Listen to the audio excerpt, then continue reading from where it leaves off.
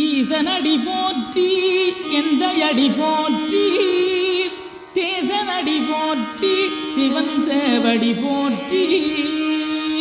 நேயத்தே நின்ற நிமலனடி போற்றி மாயப்பிறப்பருக்கும் மன்னனடி போற்றி